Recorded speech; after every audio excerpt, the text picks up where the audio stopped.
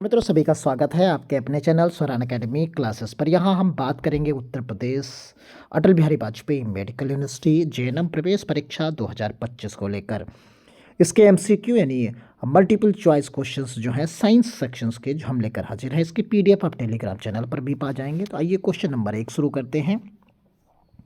In the reaction 2FCl3 आप यहाँ पर देख सकते हैं H2S 2FeCl2 2HCl plus S which substance is reduced, इसमें से कौन सा सब्सटेंस जो है कौन सा पदार्थ न्यूनीकृत होता है। तो यहाँ पर न्यूनीकृत कौन सा होगा, वो FeCl3 होगा। क्यों होगा उसका रीज़न देख लीजिए। Fe3 plus ion Fe2 plus में परिवर्तित हो रहा है जिससे ये न्यूनीकरण हो रहा है। H2S सल्फर में S परिवर्तित हो रहा है जो कि ऑक्सीकरण हो रहा है और FeCl3 में ऑक्सीकरण अवस्था घट रही है यानी रिडक्शन हो रहा है और जो कि ऑक्सीकरण हो रहा है। तो ये इसका एक्सप्लेनेशन भी है। तो ऑप्शन ए इसका सही होगा। क्वेश्चन नंबर 2 की बात करते हैं। Which compound reacts with the chlorine, chlorine के साथ जो रिएक्शन करेगा टू प्रोड्यूस ब्लीचिंग पाउडर। तो कौन सा यौगिक क्लोरीन के साथ प्रतिक्रिया करके ब्लीचिंग पाउडर बनाएगा। ये 4 ऑप्शन दिए गए हैं, 4 यौगिक दिए गए हैं। इनमें से कौन सा करेगा जो क्लोरीन के साथ होगा। तो यहाँ पर ऑप्शन ए सही होगा, कैल्शियम हाइड्रोक्साइड। कैल्शियम हाइड्रोक्साइड जब क्लोरीन के साथ रिएक्शन करेगा तो ये समीकरण आप यहाँ नीचे देख सकते हैं। ये यहाँ पर ऐसा बनेगा यानी ब्लीचिंग पाउडर तब बन जाएगा, CaOCl2 अब बनेगा। अब आगे क्वेश्चन पढ़ते हैं। क्वेश्चन नंबर 3 देखते हैं। What is the IUPAC name of CH3 CH2 COH। तो यहाँ पर आप सभी लोग जानते हैं, इसमें काउंटिंग करेंगे, नंबर बैलेंस कर लेंगे 1 2 3। 3 कार्बन आपको दिख रहे हैं। तो 3 कार्बन पर आपको क्या मिलता है, मेथेन मेथ एथ प्रोप। तो प्रोप है तो प्रोप वाला आपको कुछ ज़्यादा इसमें इस पर्टिकुलर ऑप्शन के हिसाब से भी अगर आप ध्यान दें तो प्रोप है और ओइक एसिड यहाँ पर COOH लगा हुआ है तो प्रोपोनोइक एसिड यहाँ पर आप इसे बना सकते हैं क्योंकि कार्बोक्सिलिक जो अम्ल है, एसिड है, वो यहाँ पर लगा हुआ है। आप कुल मिलाकर आप देख सकते हैं। Question number 4, which of the following oxides is basic in nature. तो इसमें जो ऑप्शंस दिए गए हैं 4, इनमें कौन सा बेसिक नेचर में यानी क्षारीय स्वभाव रखता है आप देख सकते हैं। तो वो MgO है, मैग्नीशियम ऑक्साइड है, एक धातु का ऑक्साइड है और जल के साथ प्रतिक्रिया करके MgOH का होल ट्वाइस यानी क्षार बनाता है। क्वेश्चन नंबर हम 5 की बात करते हैं। What is formed when the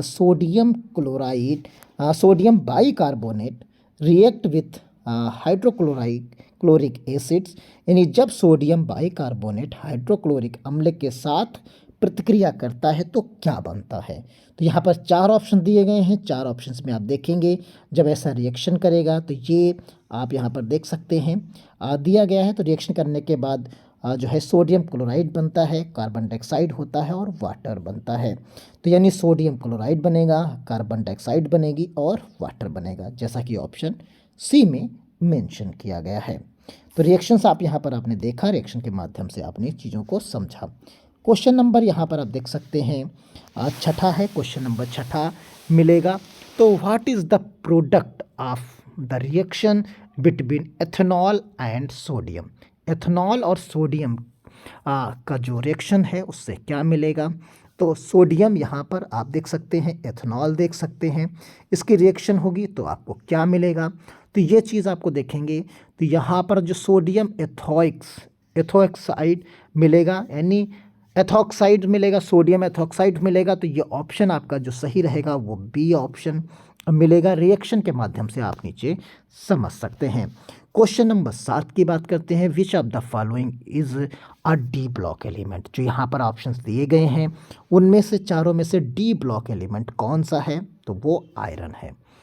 question number जो है ये 7वां क्वेश्चन था। आपको लगातार लेवल अप मिलता जाएगा जितने भी वीडियोस आप पढ़ते जाएंगे। अभी हम केमिस्ट्री के सेक्शंस को ही पढ़ रहे हैं, इसके बाद फिजिक्स का सेक्शन पढ़ेंगे। तो आप लगातार वीडियो 1 से 8 तक, ये 8वां वीडियो है, आप 7 वीडियोस इसके पहले अपलोडेड हैं, वो भी आप देख सकते हैं। क्वेश्चन नंबर 8 की बात करते हैं। What happen when zinc granite reacts with sodium hydroxide.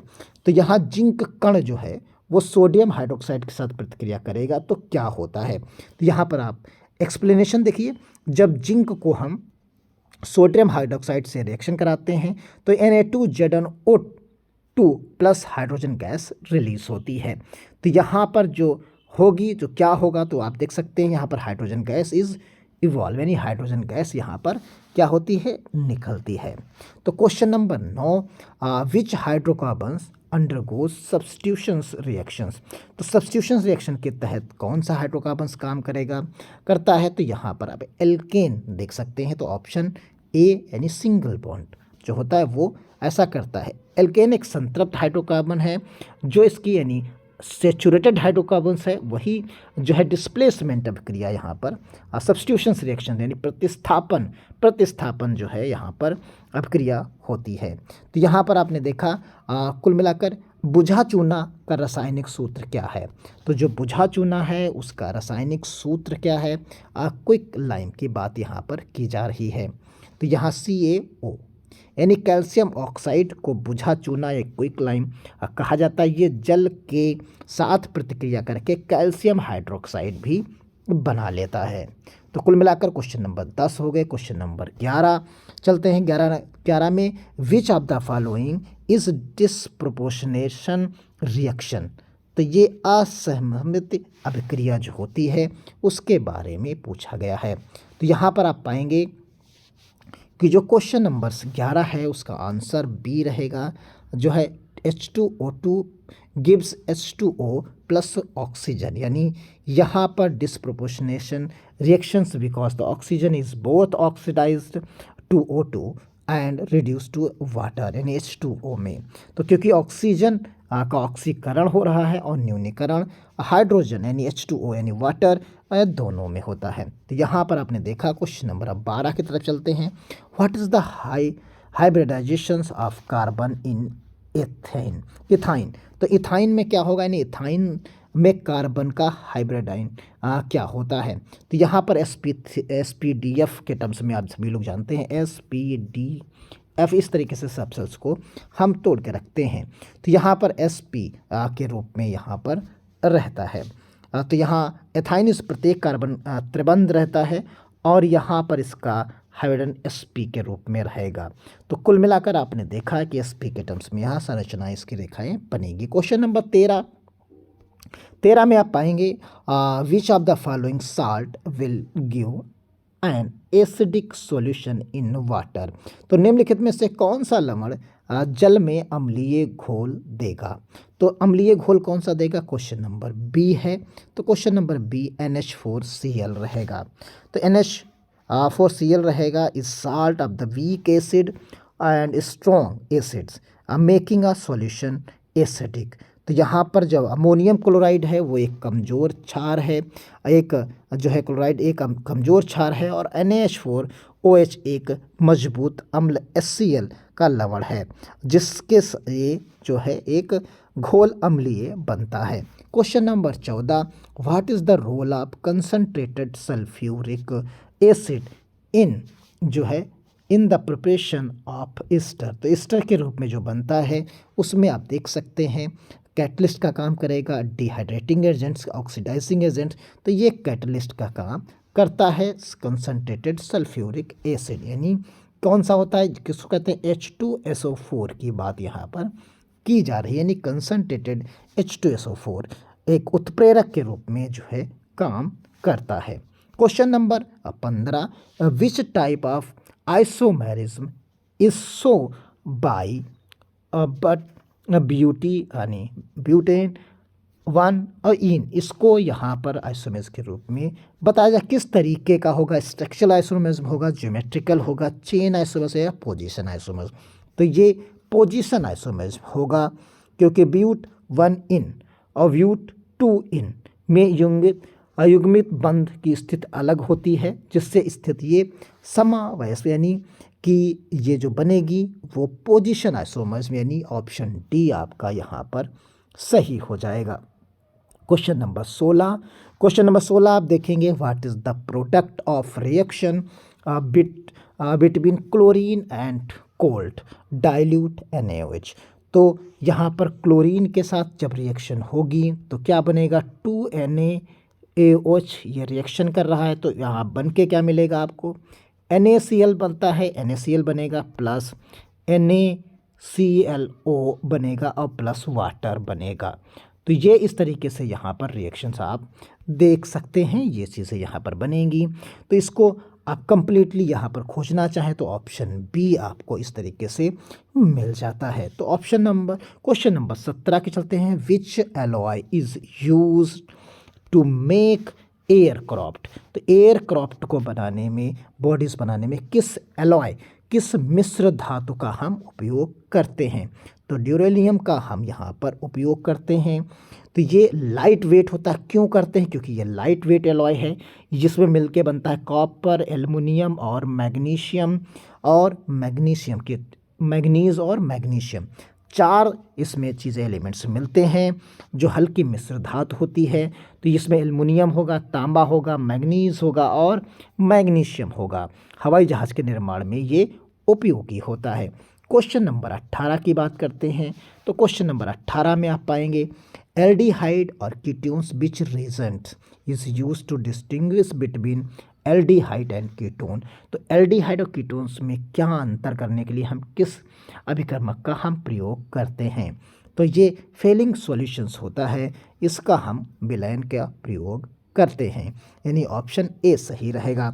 Gives the red precipitate, क्योंकि इससे हमें क्या मिलता है, red precipitate with aldehyde but no reaction with ketones. ये कीटोन्स के साथ किसी भी प्रकार का रिएक्शन नहीं करता, लेकिन जब एल्डिहाइड से करता है तो ये रेड प्रेसिपिटेट आपको यानी लाल अवक्षेप देता है, लेकिन कीटोन के साथ किसी भी प्रकार की प्रतिक्रिया नहीं करता। तो यहाँ पर आपको ने क्वेश्चन नंबर 18 देखा, और 18 के बाद अब क्वेश्चन नंबर 19। तो क्वेश्चन नंबर 19 में आप पाएंगे, what is the chemical name of caustic soda.